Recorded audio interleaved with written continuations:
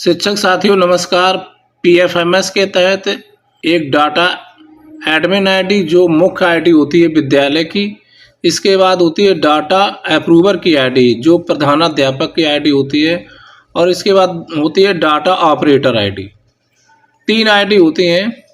यदि किसी तरह से आप डीओ और डीए की लॉगिन आईडी भूल गए हैं, पासवर्ड भूल गए हैं या कहीं खो गया है, तो इसको दोबारा से कैसे रिकवर करेंगे, इसके बारे में आज देखते हैं। इसके लिए सबसे पहले क्रोम ब्राउज़र में जाएंगे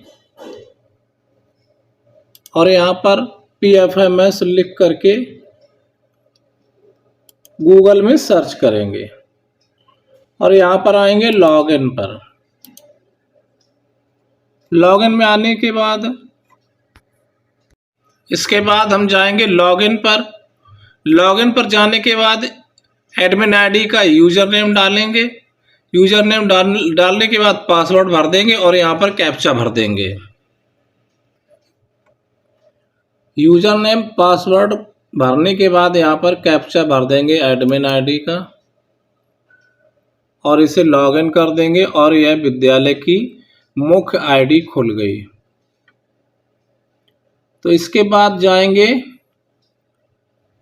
लेफ्ट हैंड की तरफ और यहाँ पर आएंगे मास्टर्स पर। इसमें 2 मास्टर्स हैं, एक ऊपर है और नीचे है ये दूसरा वाला।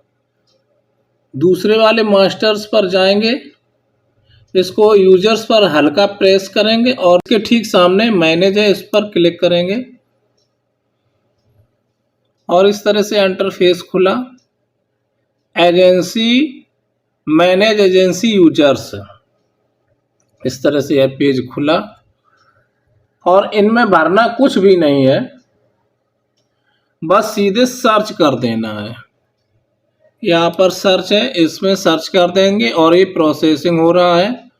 और इस तरह से ये देखिए यूजर्स नेम,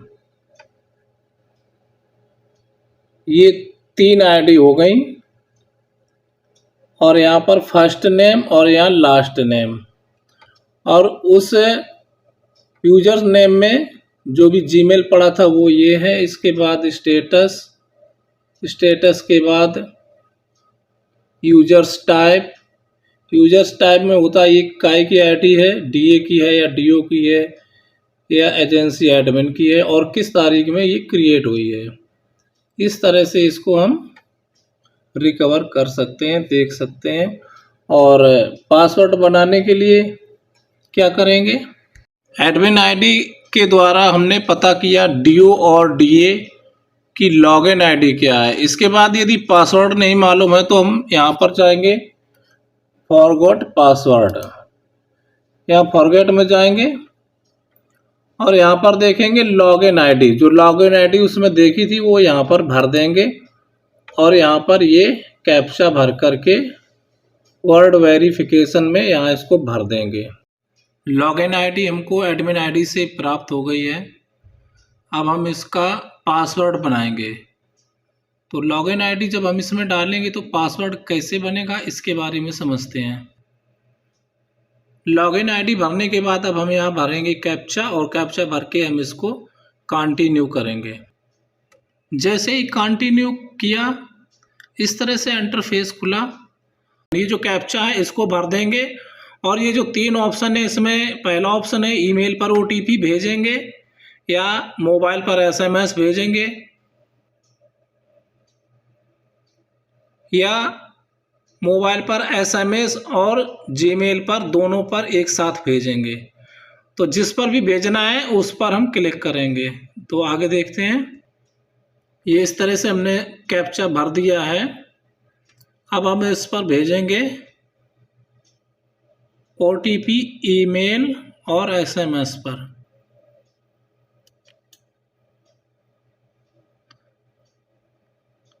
अब ये ओटीपी जाएगी ईमेल पर और एसएमएस पर।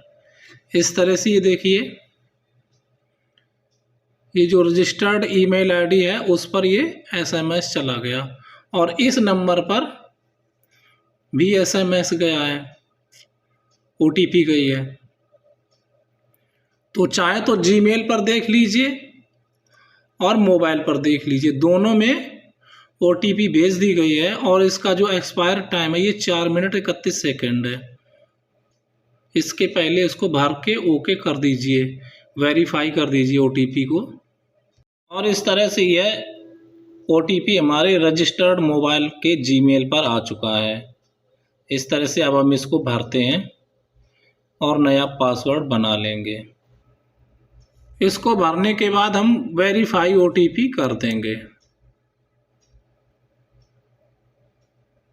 जैसे ही OTP वेरीफाई किया, ये सही भरोगे तभी इस तरह से इंटरफेस खुलेगा और आगे का प्रोसेसिंग जो हुआ है वो इस तरह से, न्यू पासवर्ड और कंफर्म पासवर्ड। अब हमको नया पासवर्ड बनाना है। इसमें दो तरह से भरना है, दोनों सेम एक ही जैसा भरना है। न्यू पासवर्ड में जो अब हम बनाना चाहेंगे उसे हम पहले कैपिटल लेटर में इंग्लिश का पहला अक्षर बनाएंगे और बाकी छोटे अक्षर बना के और कुछ अल्फ़ाबेट के बनाने के बाद और कुछ अंक डाल देंगे। इस तरह से हम पासवर्ड बनाएंगे। आगे देखते हैं। इस तरह से आ गया न्यू पासवर्ड चेंजेड सक्सेसफुली, और इस तरह से पासवर्ड चेंज हो गया है, सक्सेसफुली हो गया है। अब हमने जो नया पासवर्ड बनाया है अब हम उससे लॉगिन कर सकते हैं।